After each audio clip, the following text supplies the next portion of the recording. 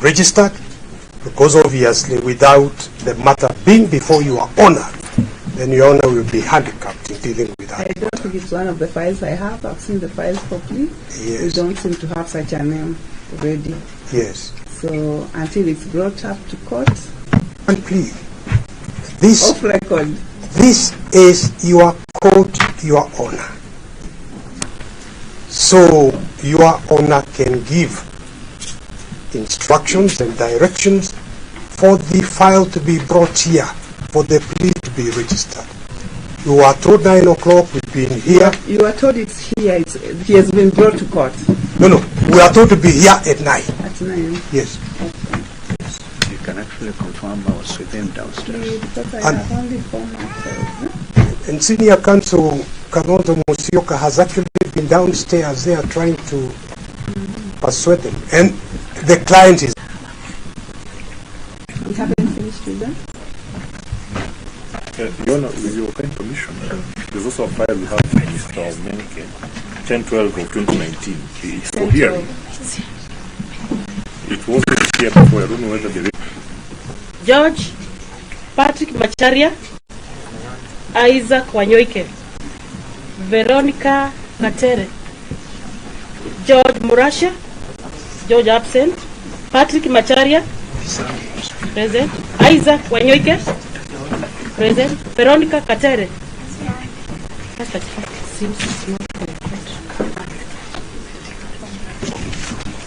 Who is not present? Yona is present. I don't know. George?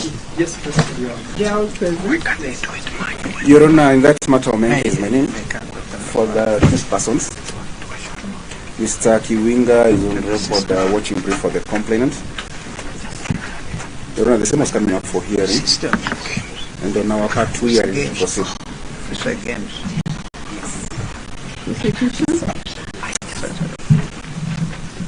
You are ready? You are hearing of this matter?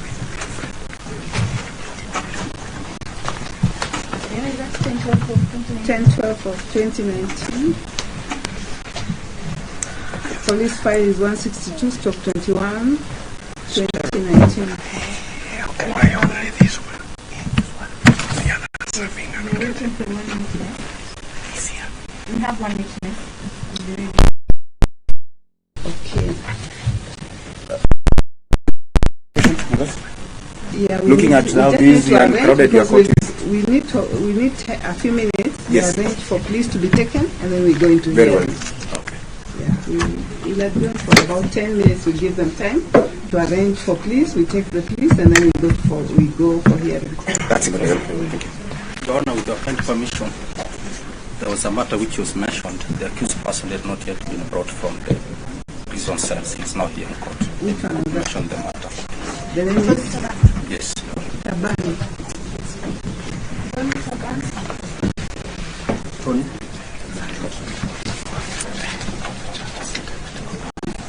Your Honor, in the matter, my name is Hamisi, for the accused person. Mr. Hamisi Nzari, for the accused person.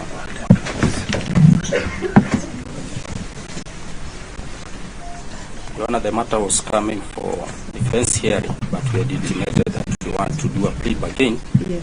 and we already offered our proposal to the prosecution. Prosecuting counsel? Is the plea bargaining agreement ready? Your Honor, we'll be seeking for 2 weeks to finalize on the plea bargaining agreement. If we can have a mention in 2 weeks. Your Honor, we can take on 5th of September. The accused person is in remand? Or Yes. in jail? In remand. In remand. Yes, Your Honor. Mention Can you do anything? for plea bargaining on 5th of September. 5th, yes, Your Honor.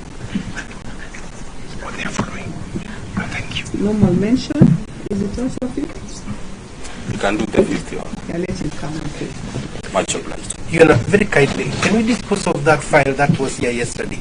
It's in court, Your Honor. Which matter was that, counsel? Which matter is it? Yes, yes. Home Office number 830 of 2024, Winfred Wadia Kisau. Yeah. This is a matter that we wish to address you on because this court was the victim of very serious misrepresentation. Yesterday, Yona, our Wanjigis is my name, Yana, appearing with Mr. Wainaina. Alongside Mr. Wainaina. Yes, Yana. Yesterday, Yana, our client was summoned to appear and the court directed that he attends today, which he did. I have just left that court, Yana. Summoned to court number 9. Yes, and she was there. She was directed to go today, and we have just been there, and we have addressed this matter to court number 9. The investigating officer in this case, Yana, was aware because he was there. After the matter was disposed, he seems to have come to this court with a fresh file without notifying our client, informed court that our client had failed to attend court. I think, Yana, that was very, very degrading behavior. If I had Mr. Muite's words, I could say it stronger, but I don't. That is true, Yana. Because it's a very tragic thing. This young lady was facing a warrant because I was and he knew of miscellaneous application number E2672. We have just addressed the court and raised that issue. Application number? E2672 of 2024. The miscellaneous file, Yana, was not closed yesterday, so it was not even open for the IO. We wish to protest that kind of behavior on the part of the police. It is degrading. It is very prejudicial. After doing whatever they did, they went to Citizen TV to announce that a warrant had been issued without anything, without any care for the disregard to the procedures of this court. As I apply to you and very humbly to discharge that warrant,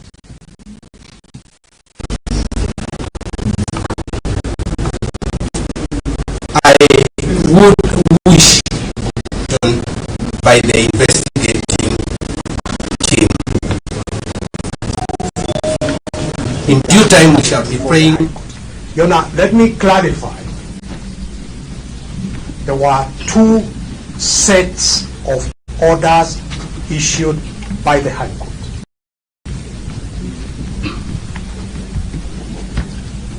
First, there were orders issued that the accused should not be arrested.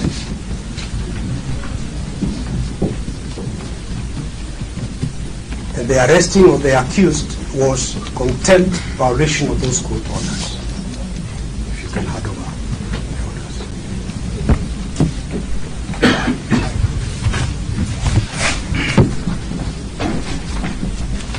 Separately,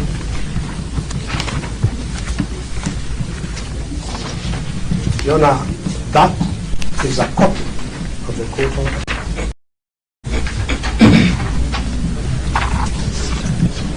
Separately,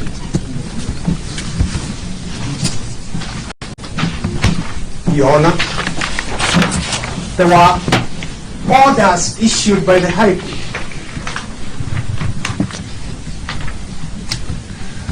for the return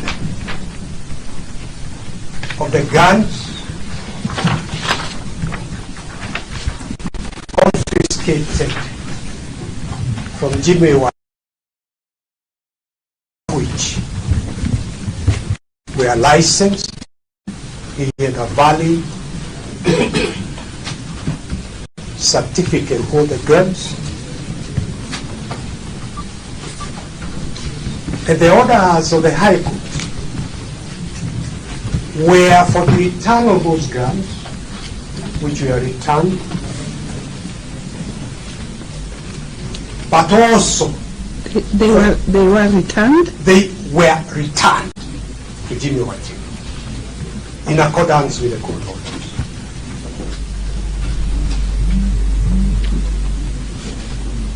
But the further court order was for a reinstatement of the certificate to hold those firearms. You've handed over these copies. All those copies of the court orders are there, Your Honor. So the guns were returned. The further court orders were for reinstatement of the firearms certificate.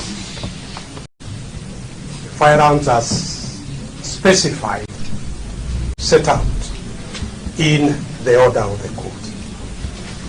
So, Your Honor, perhaps in an attempt to get around the court orders not to arrest Jimmy Wanjigis, we learned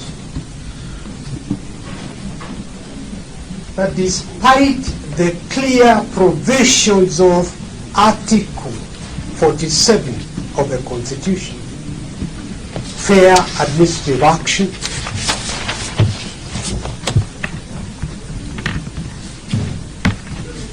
despite the court order that said return the firearm certificate to Jimmy Wanjigis,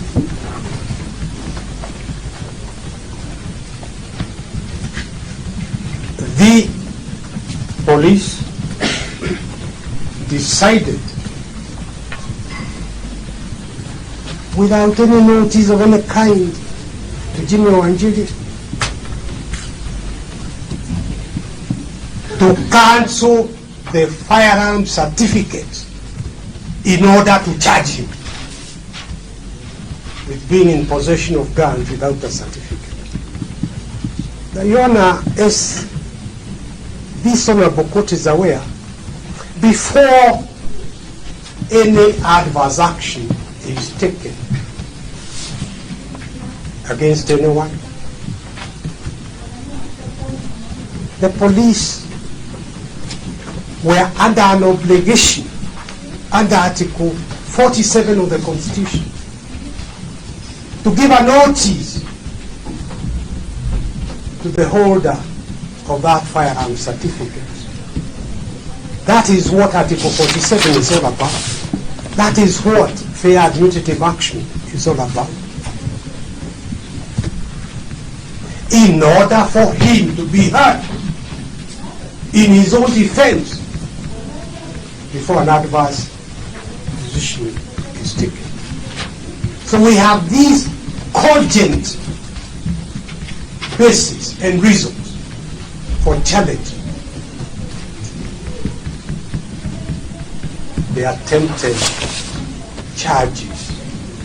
And Your Honor, before I hand over to my colleagues here, let me just say it is not just Article 47, because the Constitution is read as a whole, and it strengthens the submissions we are making that Article 47 is to be read with Article 10 of the Constitution that requires reasonableness, fairness, transparency by anyone taking any action. And of course, Article 2 that holds everyone subject to the Constitution and requires everyone to act in accordance with the Constitution. You know, we need to keep reminding ourselves of the transformative nature. We need to keep reminding ourselves of the transformative nature of the 2010 Constitution. It's not by accident. It was deliberate. That Article 1 is about the sovereignty of the people of Kenya. That sovereignty is donated to the judiciary, to the executive, to parliament. But always the interests of the Kenyan people, of which Jimmy Wanjigis is a member, to be respected. Even the human dignity, which has got its own standalone article. All these are to be read together with Article 47. And finally, Your Honor, with a lot of respect, the people of Kenya in the 2010 Constitution donated their sovereignty to the judiciary and charged the judiciary with the responsibility of ensuring that everyone acts in accordance with the Constitution, respects the Constitution. That is what we are asking this Honorable Court to do by asking that the plea taking be postponed for at least 4 weeks in order for the accused to go back to the High Court to draw the attention of the High Court that its orders have been violated by the police and that the police are acting in contempt of the court orders. I believe Willis will address the court. I thank you, Your Honor. Your Honor, before you is Mr. Jimmy Wanjigis, brought to court. Sorry, may I get your second name? Willis Otieno, Your Honor.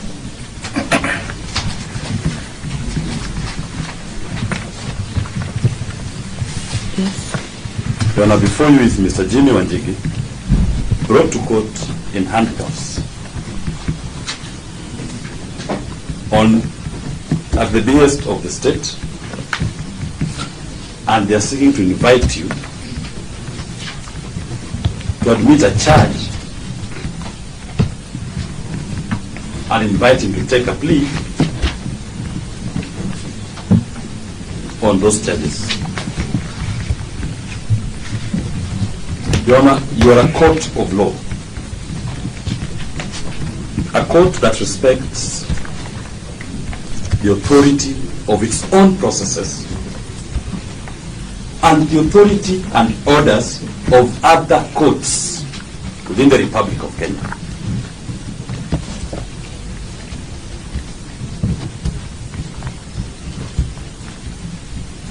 The applicants are inviting Your Honor to consider an order issued by Justice Bahati on the 9th of August 2024,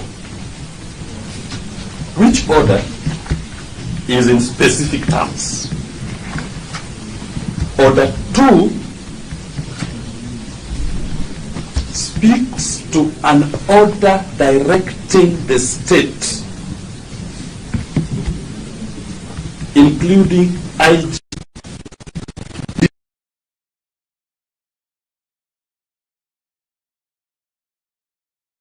servants, their agents,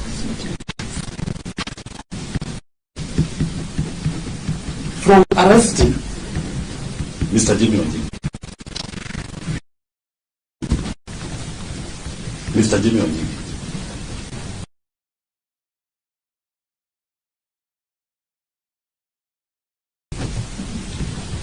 The learned judge specified if by any chance you are detaining, you have arrested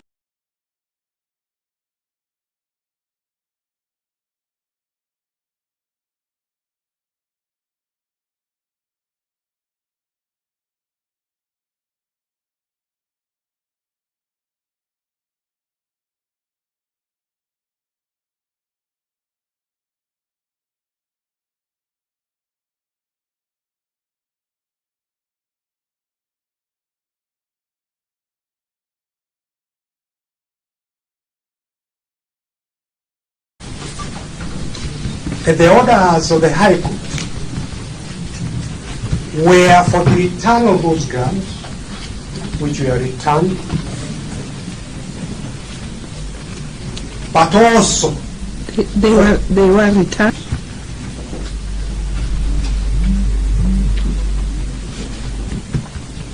was for a reinstatement.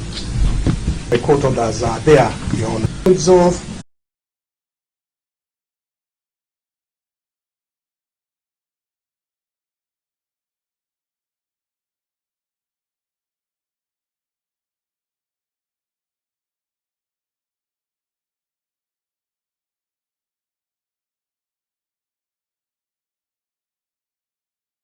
any adverse action is taken against anyone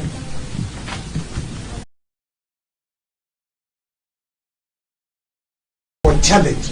Your Honor, before I hand over to my colleagues here, let me just say it is not just Article 47, because the Constitution is that Article 47 is to be read with Article 10 of the Constitution that requires reasonableness, fairness, transparency by anyone taking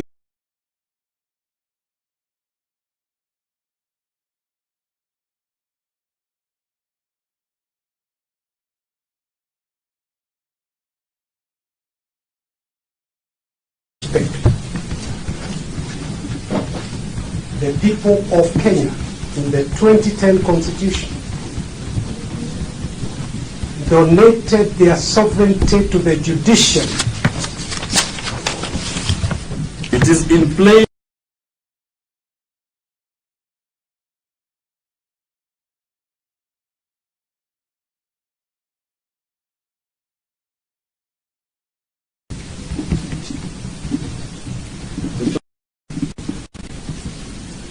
and Your Honor rejects the invitation to entertain constitutionality from the beginning. The foundation of these charges is disobedience of court orders. Allow the High Court to deal with those questions. Then we will come back before you once directions are given. No prejudice. No prejudice. Mr. Jimmy Wanjigi is a non-citizen of this republic. His residence is known, has been raided more than 2 times.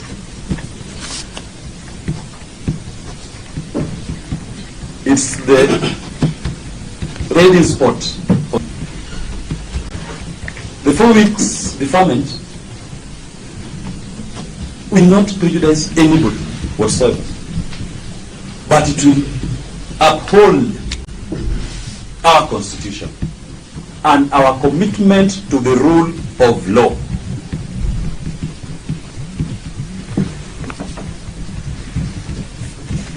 The second point, as I conclude, Your Honor,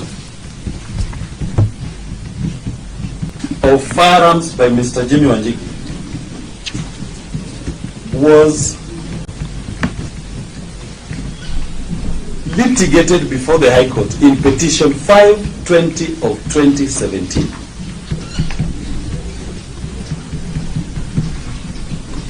And the court ordered the respondents. Petition number? 520 of 2017. Yes. The court ordered the respondents to give him back his firearms.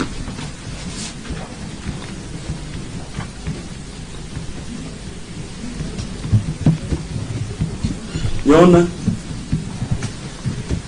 3 years after the orders of the court.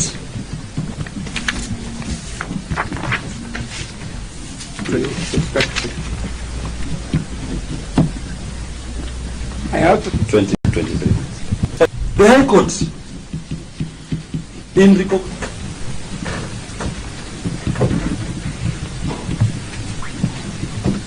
my Lord, what is not the first time because of abuses lost by those in power, executive, that you have been saying for the past 60 years.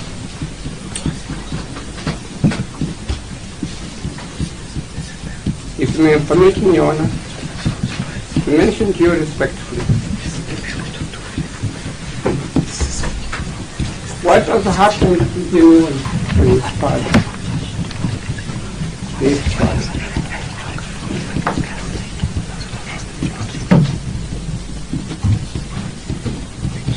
His father is my neighbor.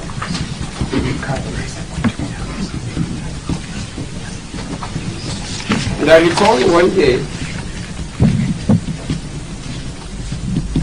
I woke up very early in the morning because I was required to go to court in the court of appeal very early. And my late dear wife knocked at the door of the bathroom. She said, look, you better rush to Wanjigis home.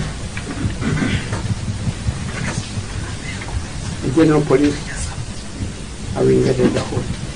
I rushed there, half naked.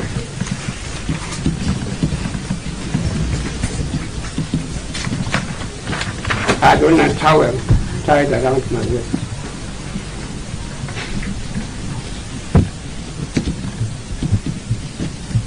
They were harassing the family for upholding the rule of law, for upholding human rights.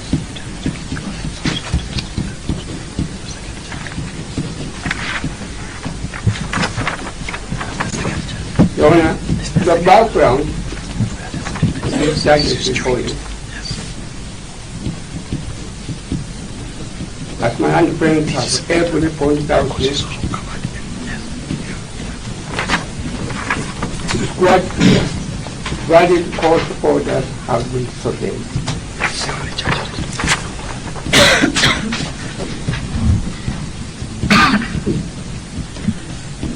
When we were at the police station yesterday, in the office of investigation, we were in a tiny room. Mr. Wanjigis was there, his wife, and his 2 children.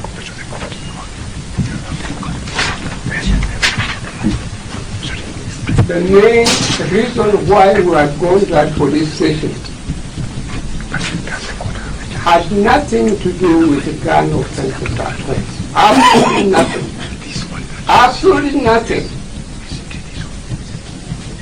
It was quite something different.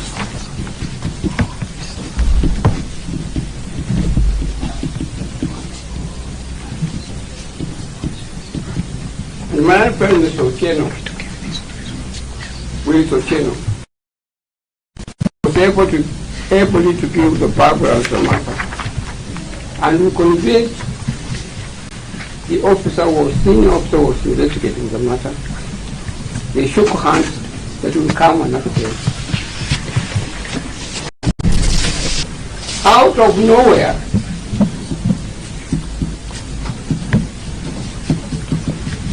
a senior officer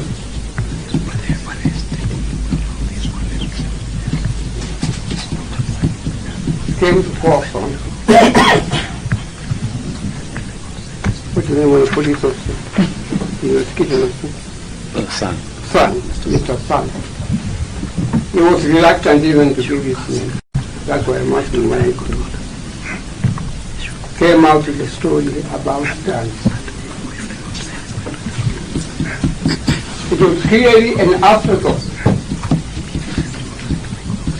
And it was clear that they were trying to find a way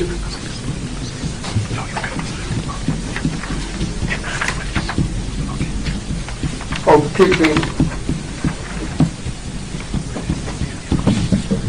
this Wanjigis in police cell for a night.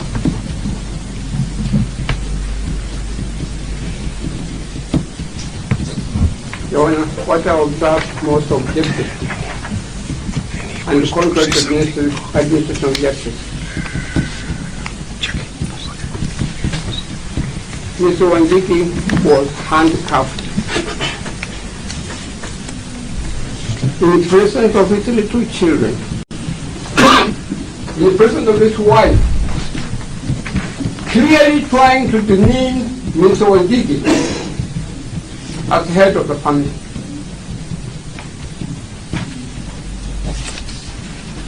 And the law is very clear on handcuffing. You only handcuff an individual when you have evidence that he is likely to escape. Mr. Wanjigis himself and his little children and wife had gone to that police station, had gone to that room voluntarily. And there was no reason or there was no way Mr. Wanjigis would have escaped from the country at all. Yes, Mr. Sang, full of venom, full of malice,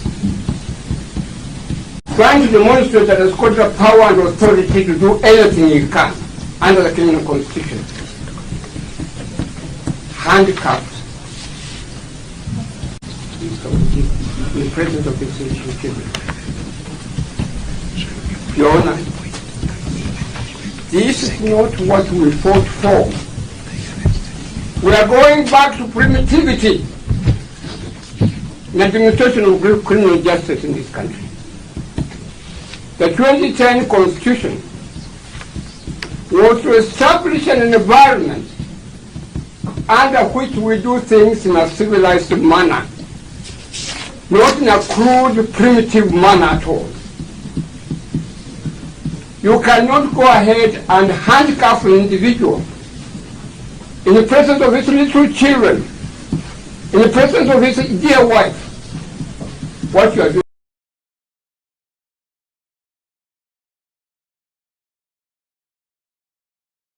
is wrong, and that must be condemned.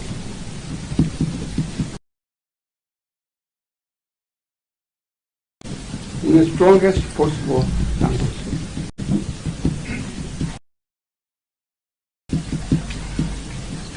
Your Honor, may I remind you very respectfully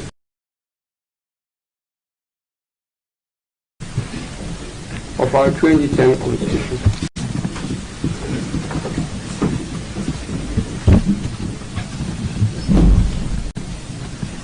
We have items in our 2010 Constitution which are dear to the public.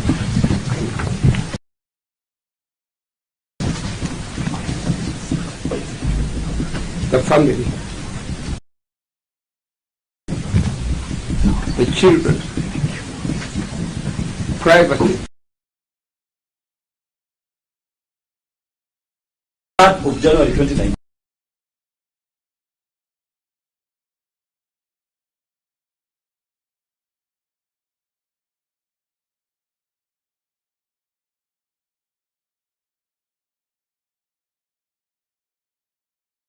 Issued to Jimmy Wanjigis and reinstated it. Certificate number 9522. So the court has reinstated this firearm certificate, revoking, quashing an attempt by the firearms licensing board to revoke it. Quashed, told, finished. finished. Then Mr. Jimmy Wanjigis starts following up with the DCI to get back the firearms. Following up with the Firearms Licensing Board to get the licenses. In contempt of the court order in JR number 46, the Firearms Licensing Board is saying, who are you, High Court? You've quashed that letter.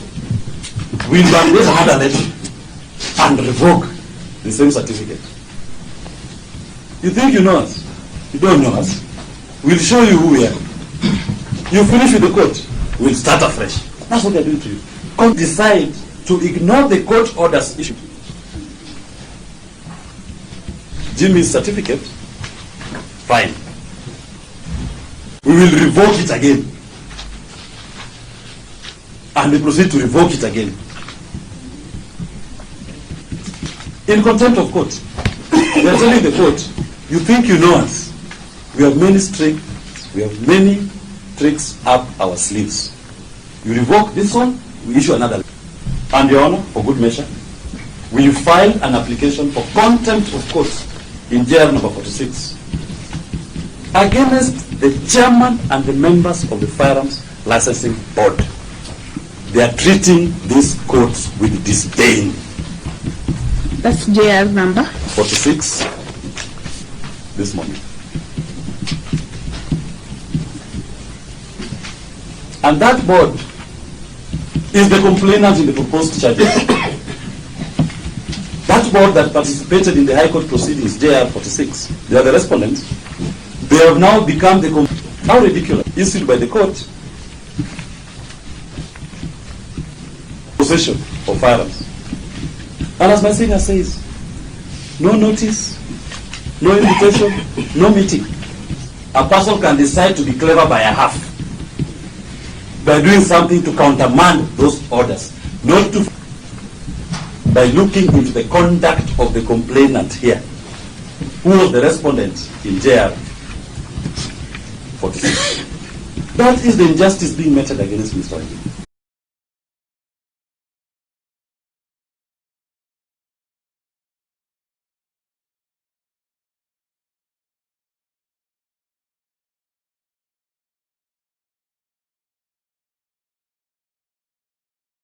I think he lost his dear father.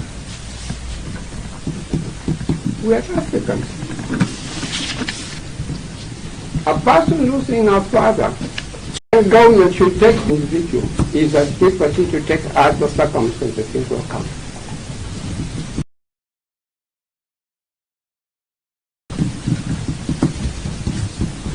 This country, as I know from my public law business,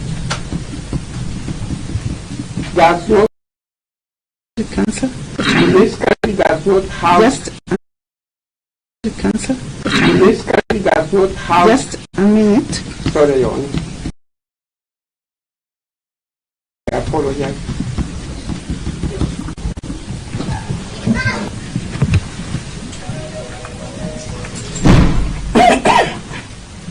The father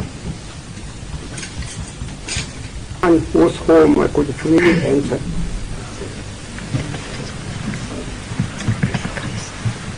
So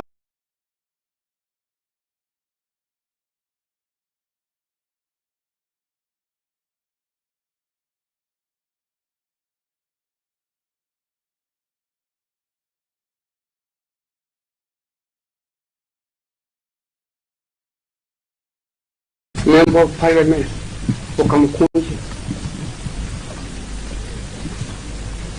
a cabinet minister, respected.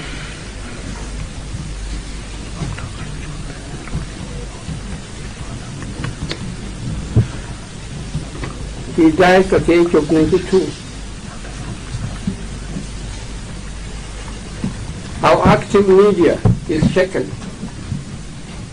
Writes very long stories, very long articles on him, paying respectful tribute.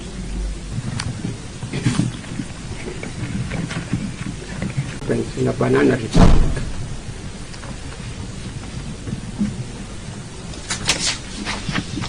You have to sort out everybody, to carry out searches when you know there's nothing there, and you come up with nothing. Ridiculous dishonesty. No wonder I heard the voice of Wanjigis saying that you have carried out a search here before and you found nothing. And you're going to carry another search, you'll find nothing. Your Honor, may I say all these things are happening to Wanjigis, if you may pardon me, because of our own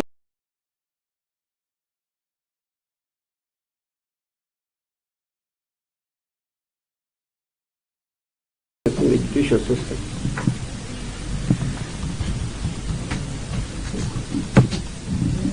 Let the judicial system speak the way Lord Benjamin spoke. Let the judicial system speak.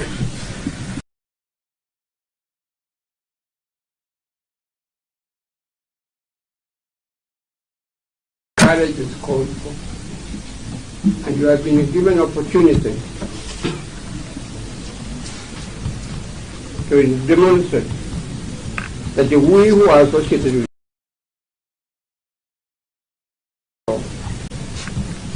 and the bench will exhibit courage and throw out these fake charges. You will uphold them. If you do so, Your Honor, you will be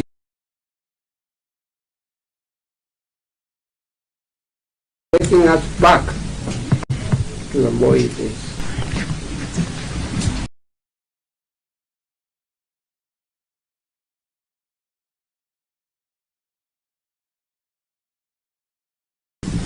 With the submissions by both Senior Counsel John Hamenwa and Paul Mwite,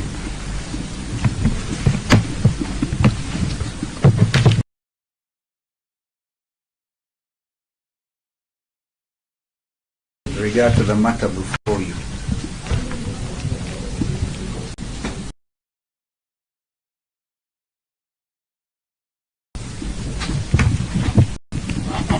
Senior Counsel John Amino, so refreshing today. Thank you much. You don't shoot us, don't shoot me. Is in this courtroom. She is the one with her.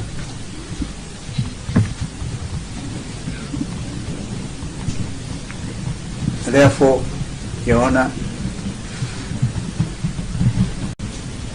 you have some singular opportunity to make or contribute to criminal jurisprudence in our country.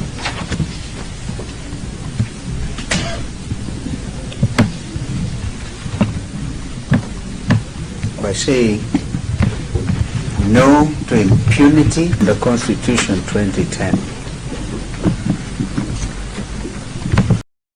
To rush and attend to a criminal. When a list of counsel who are associated with this matter. It's an impressive list. These are not men and women who are seeking vainglory or showing political support to Jim. And I think our sister mother was also on record. But they also are senior, they're also members of the legal fraternity. And if I can quote what my colleague Eugene said yesterday when we went to Kamukunji police station,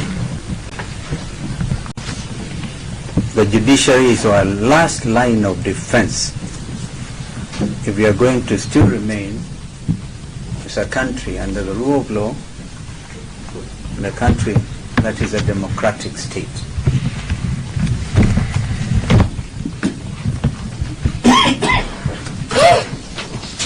Therefore, we intend to move with speed and call out in order. Went ahead and abducted. Your Honor, a gentleman in your presence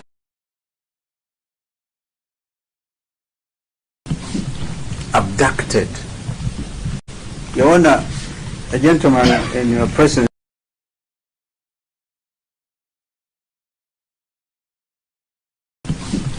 abducted. Your Honor, a gentleman in your presence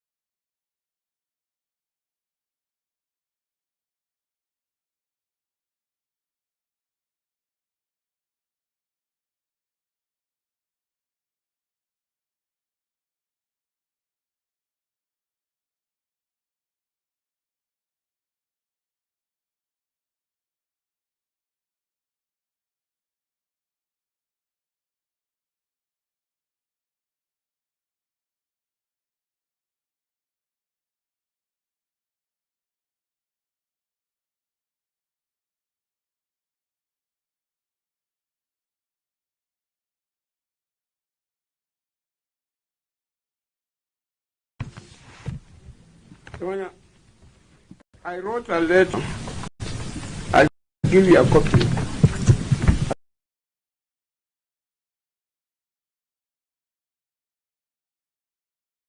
Don't wish to take too much of your time. I've seen that your court is a lot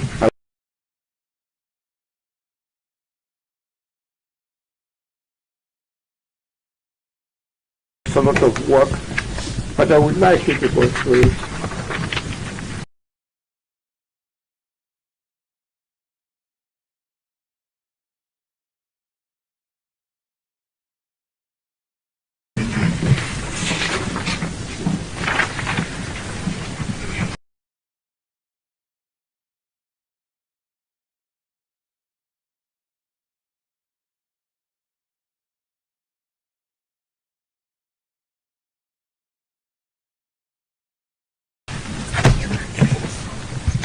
We have forces in the country. Those forces have to be found in the executive arm of the government.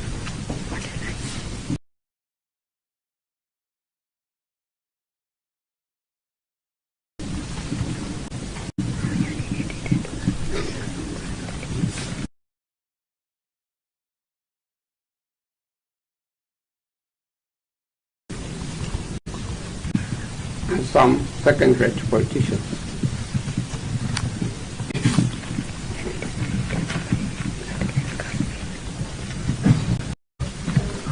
Who would like to water down the 2010 coup. They are not happy with it.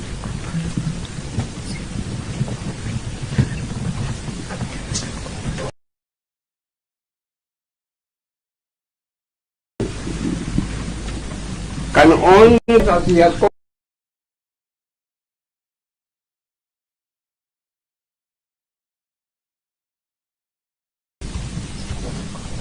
that we either go back to the old administration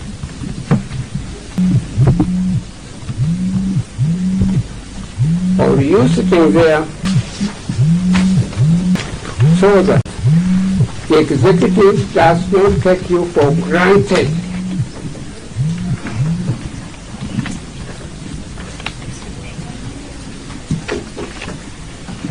Hold that charge.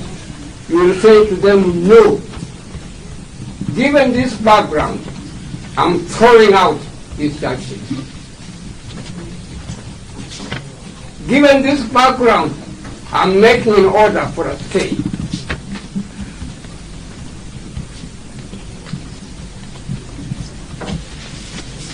Your Honor, if you show any weakness that you will allow anything that the prosecution brings before you,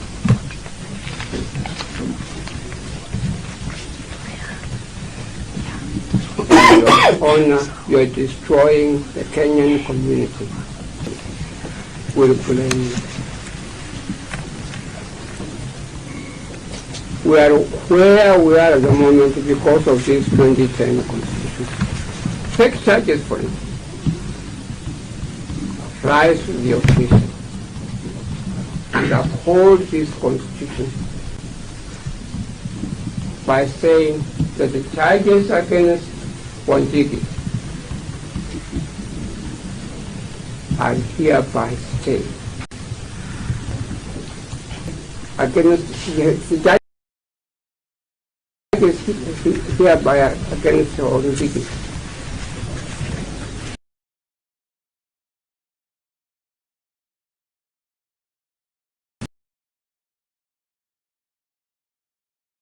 People. They are clever. In a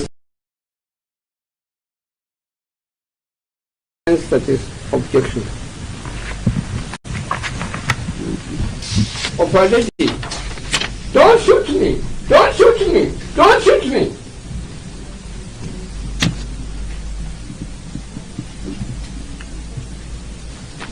The law of proportionality in arresting individuals. The law of proportionality in carrying out search had been abused.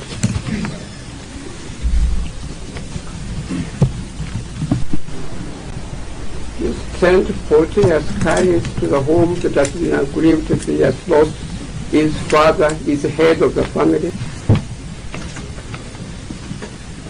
That concludes what happens in a banana republic.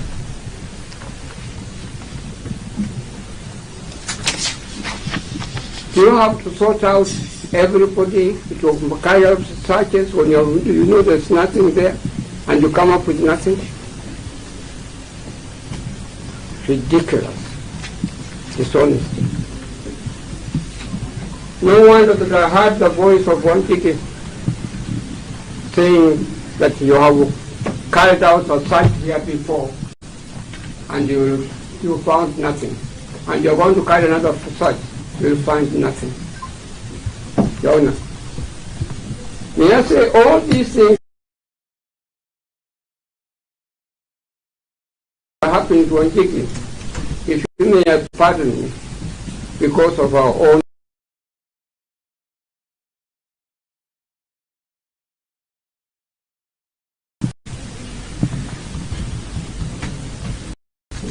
let the judicial system speak. Wait, spoke. Let the judicial system speak.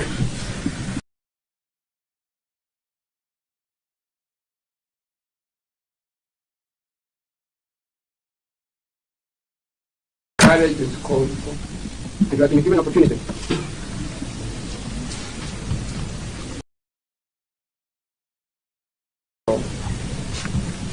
And the bench will exhibit courage and throw out these fake charges. you need to uphold them. If you do so, Your Honor, you will be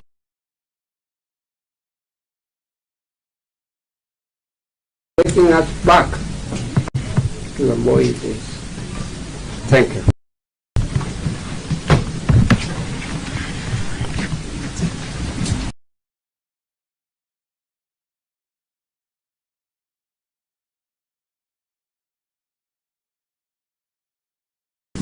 With the submissions by both Senior Counsel John Hamenwa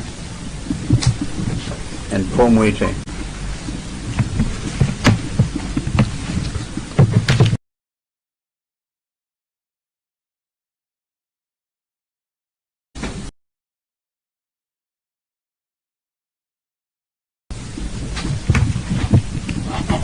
Senior Counsel John Amino, so refreshing today. Thank you very much. Thank you. The lady who screamed, "Don't shoot us, don't shoot me," is in this courtroom. She is the wife of Jimmy Wanjigis, and our children are with her.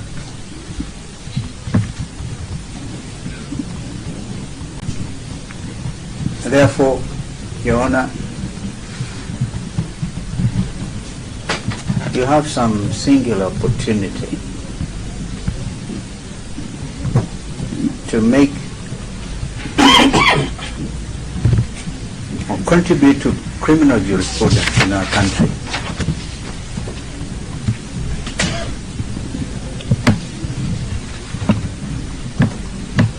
By saying no to impunity, yes to the full application and observance of the rule of law, which is our guiding principle in this country, and the Constitution 2010.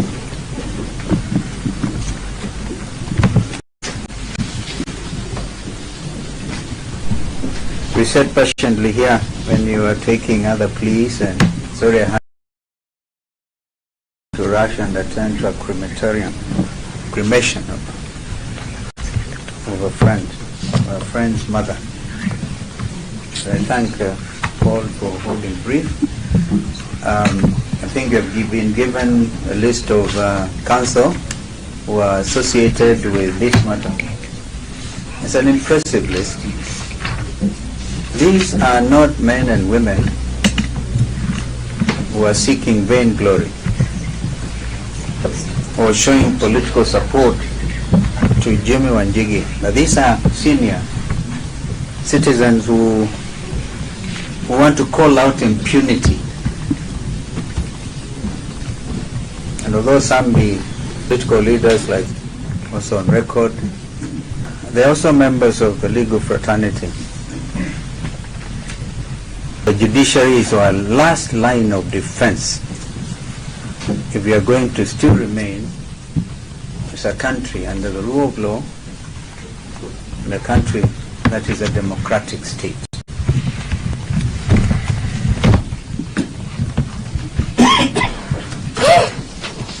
Therefore, we intend to move with speed and call out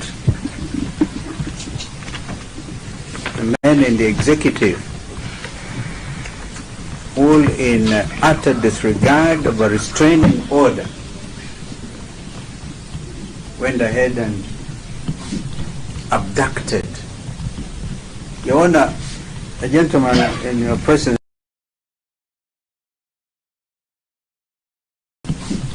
abducted.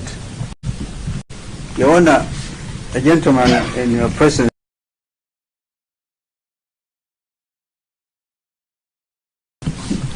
abducted.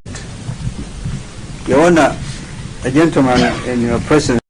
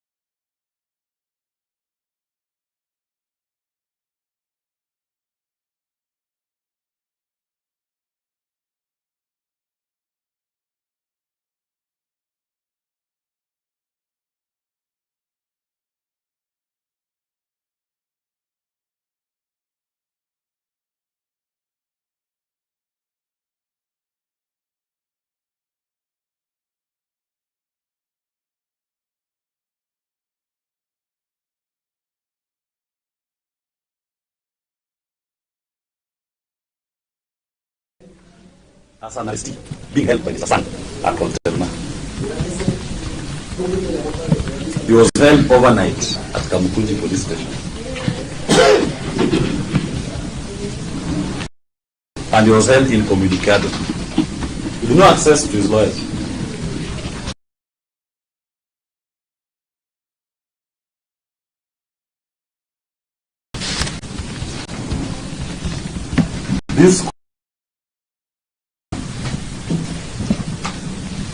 He should not be here as an arrestee of Mr. Sang, a contemner, who has not challenging justice. The orders already exist. We are not just tell them for those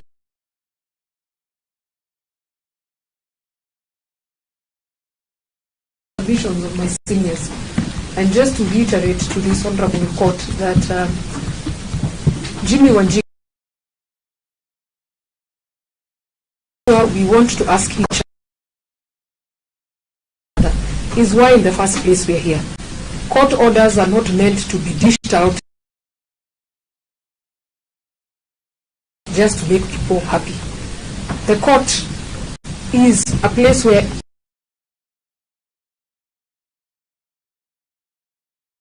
and making matters, there was no orders, no such warrant or anything.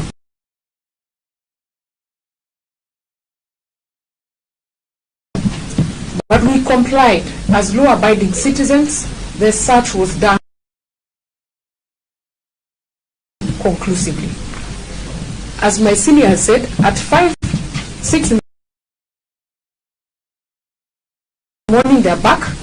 But what is interesting is that they come first of all to destroy, disconnect electricity and Wi-Fi. If you're doing the right thing, why would you go to such lengths? It is prudent to say that we should not be here today because the court of law, just like today they presented the two accused persons before this honorable court, how they want their orders and their way to take place. However, they cannot respect orders from another court. The issue of firearms has been addressed prior. It's not something new. So, Your Honor, today we are humbly requesting that the judiciary, through your office, sets a precedent that one arm of government, we fought for it. We enjoy the rights envisioned here.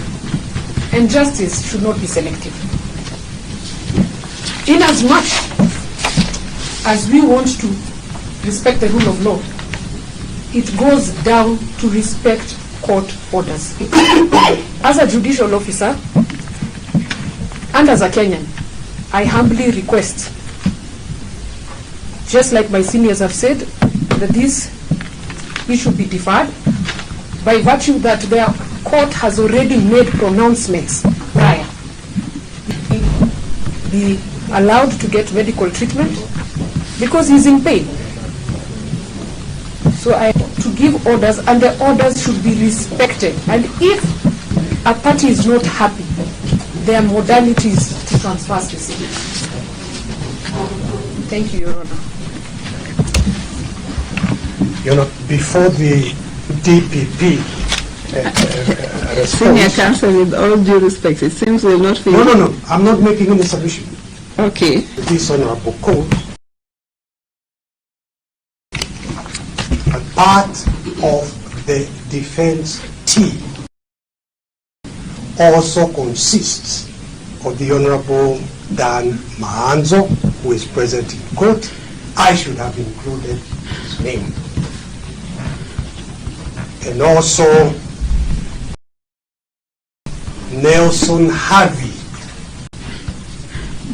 the immediate past president of the Law Society.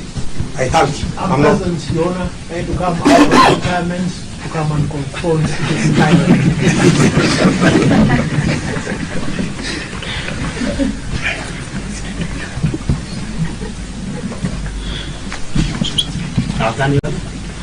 I think they are through. Yes. I'm not sure if any of my colleagues would want to. You have anything you wish to say? Just remind me the name. My name is I am here on the instructions of the Director of Public Executions. I recently who are in the court. I'll start from my learned colleague, Mr. Ndegwa's Mwenda's submission that the prosecution probably need some time to be able to respond to the application this morning. We are grateful for the offer, but I am ready to go right now. Number two, I want to be sure that I understood the nature of the application. And the prayers that we have heard the defense ask for are, number one, you defer the charges, and or number two, that you reject the charges, and or number three, that you stay the charges, and or number four, that you throw those charges into a dustbin. And Your Honor, the reasons for those prayers, Your Honor, I've noticed the court is not writing. Yes. May we know why? Don't worry about that. I've heard you. You've just reiterated what they say. Okay, yes. That's good enough. That's good enough. The reasons that the defense has given, number one, is that the deferment of charges should give the defense an opportunity to go back before the Honorable Bahati Mwamuye to seek contempt orders as against the respondents in petition E396 of 2024. That's ground number one. To go back to Justice Bahati Mwamuye to institute contempt proceedings as against the respondents in petition E396 of 2024.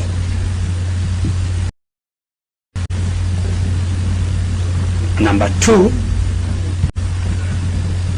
is that the respondents have violated the rights of the intended accused persons. Number three is that the respondents have violated a number of provisions of the Constitution of Kenya 2010. And number four, before I get to the final number five, number four is that the charges are bad because they are defective. And finally, number five, for compassionate reasons because the first accused person just lost his father.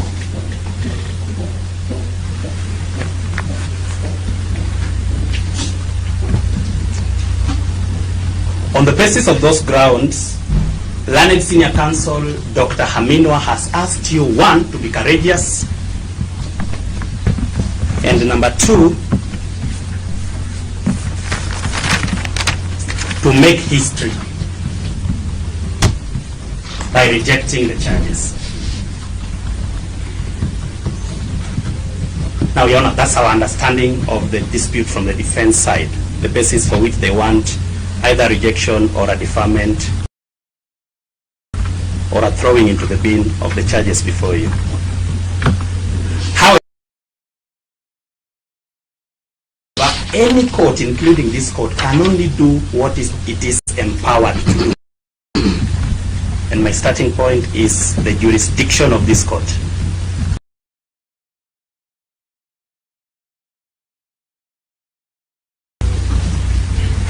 The criminal jurisdiction of this court is provided for under Section 6 of the Magistrates Courts Act 2015.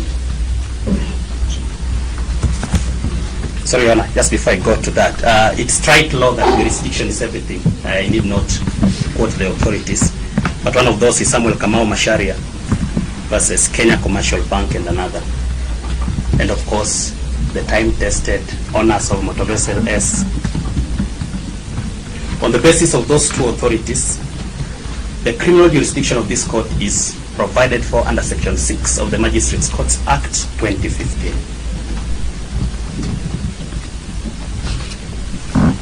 But there is also an important aspect of your jurisdiction under that act, provided for under Section 8 of the Magistrates Courts Act 2015. And that jurisdiction is the jurisdiction to enforce constitutional rights and fundamental freedoms.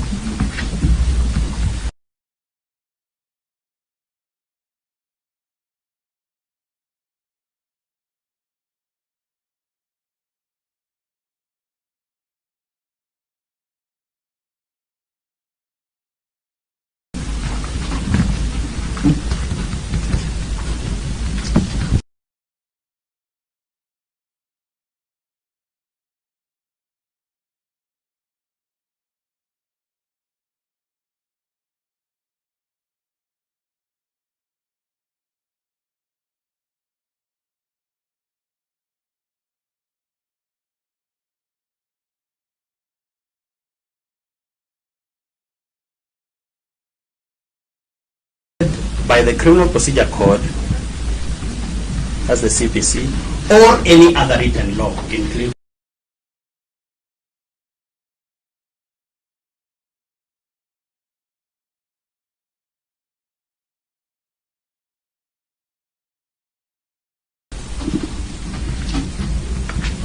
Article 25A and B only of the Constitution.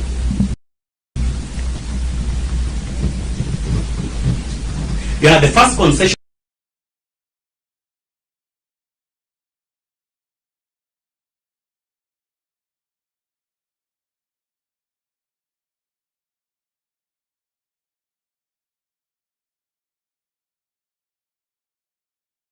We make at this point, subject to further medical.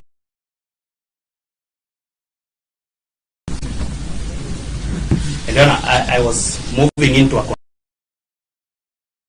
session from our end that whatever order this court will make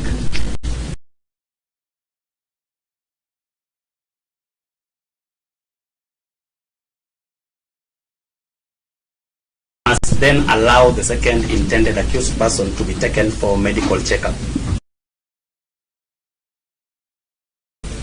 We have no reason to doubt Counsel Willis Otieno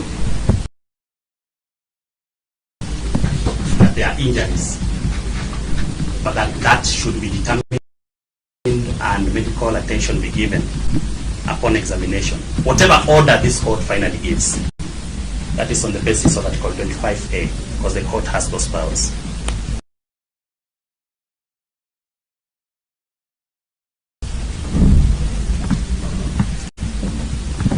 To that extent, Your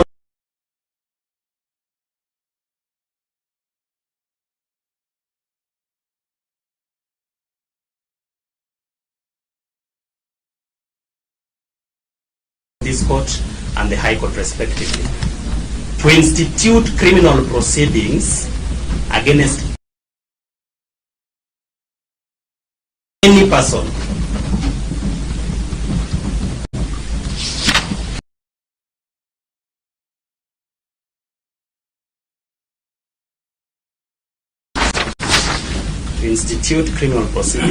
against any person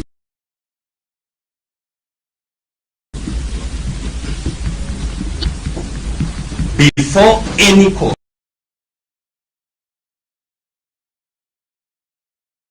these charges before you. That then takes us to the substance of the charges before you.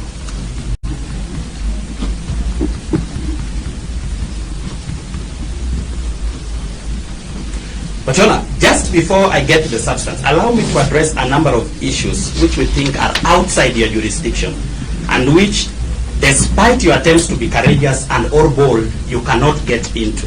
That this court cannot enforce constitutional rights and fundamental freedoms outside Article 25A and B. For example, a mention has been made as to the improper or irrational cancellation of a certificate of firearms, contrary to the provisions of Article 47. This court cannot look into that, however bold and courageous. That is outside Article 25A and B. So it means the court must shut its eyes to Article 47.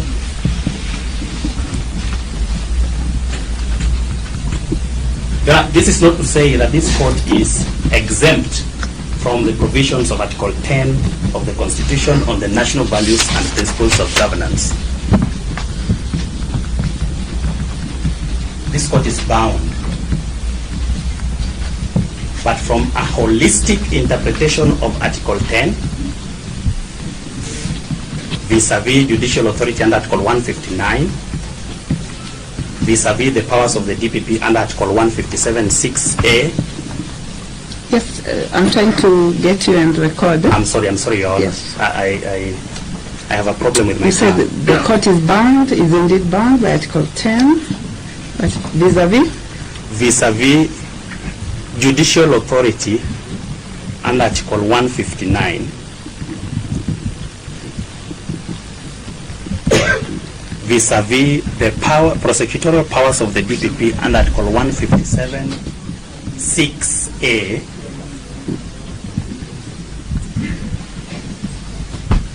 together with Sections 6 and Section 8 of the Magistrates Courts Act, that a holistic interpretation of thereof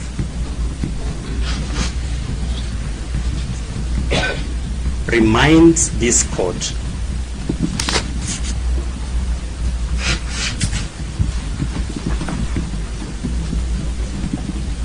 that a number of actions you've been asked to do are within the province of the High Court under Article 165, sub-Article 3.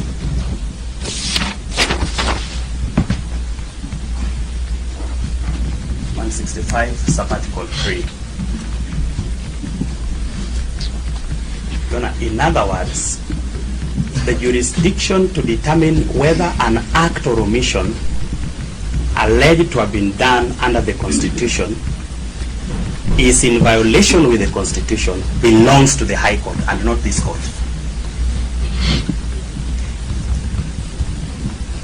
If the arrest of Honorable Jimmy Wanjigis and all the second accused person violated the Constitution, or rather, whether or not the arrest, whether there were 50 police officers, and we don't take it very lightly, those statements, whether there were 200 police officers, and therefore the action of the police were in violation of the Constitution, that determination can only be done by the High Court under Article 165, sub-Article 3. And this is not to say that the police should get scot-free where there are, established violations of the Constitution.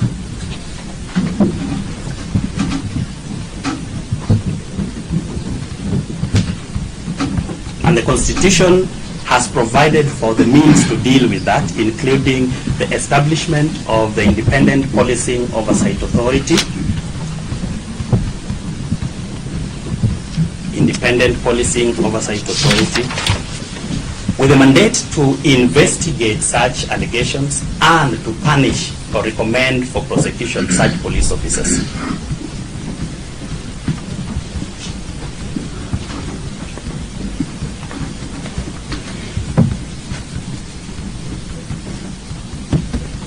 So that, Your Honor, personally, I am very sorry, very sympathetic about the issues raised against the police, and which I have no reason to doubt.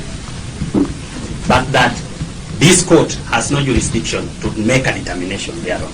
And without jurisdiction, you down your pen on that issue.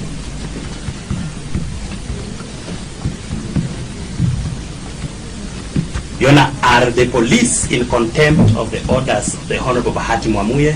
Again, this court has no jurisdiction to enforce unless the orders are directed to the court to reject charges. The court that issued the orders is the proper court to enforce its strength for violation, if at all, of its orders.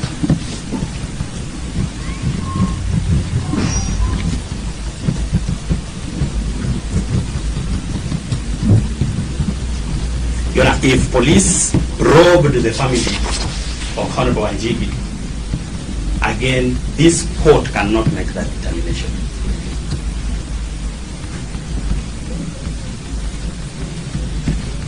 But luckily, Your Honor, as Chief Justice Emeritus Willie Mutunga said, there is no violation of the Constitution that has no remedy. A remedy lies, and it does not mean that if this court, in exercise of the jurisdiction, limits its entertaining of the issues raised, that the accused persons or their advocates in that case, who are also violated, will have nowhere to go. They actually have the High Court to go to, and they have gone to the High Court.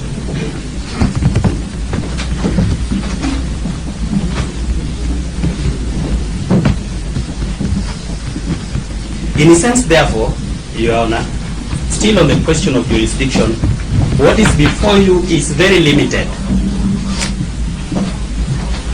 That takes me to the substance of the charges.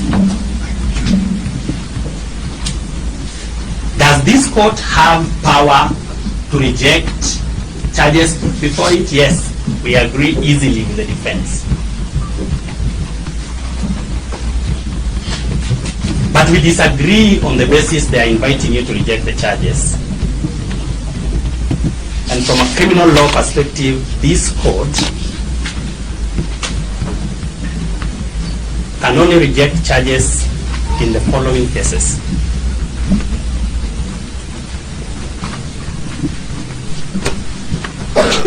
Where the particulars of the charge do not or are not in consonance with where the evidence is not in consonance with the charges or the particulars, or the particulars are not in consonance with the statement of the charge.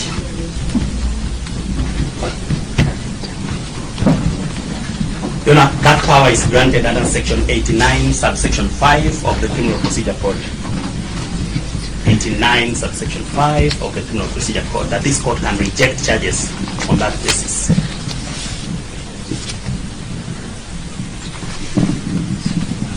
You can also reject charges where the charges are bad for duplicity, or they are rather duplex.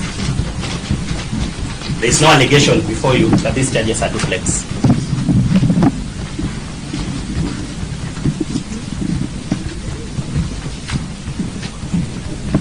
So that a charge may not be defective as proposed by the defense for the reason that the actions leading to the charge were in violation of the Constitution.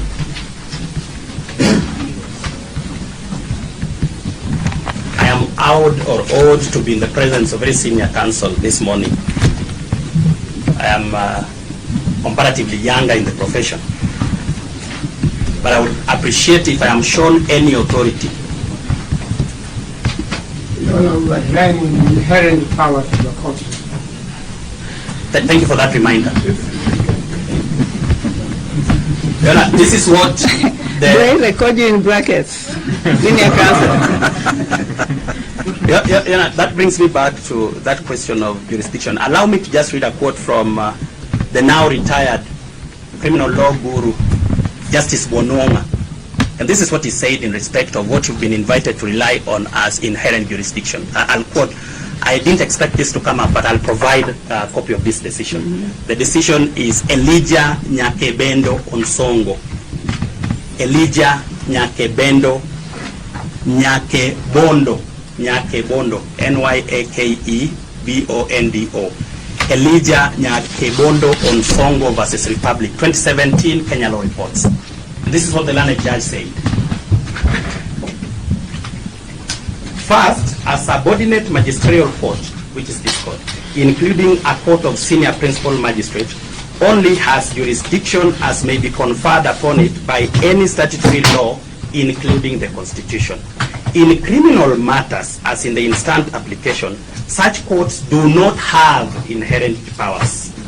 It is important to point out that such courts only have inherent powers in civil matters, in terms of Section 3A of the Civil Procedure Act. So that another thing as regards your jurisdiction is that you do not have inherent jurisdiction. Your jurisdiction is given by law only. The Constitution, the Magistrates Courts Act, the Criminal Procedure Code, and the Penal Code, in respect of criminal law.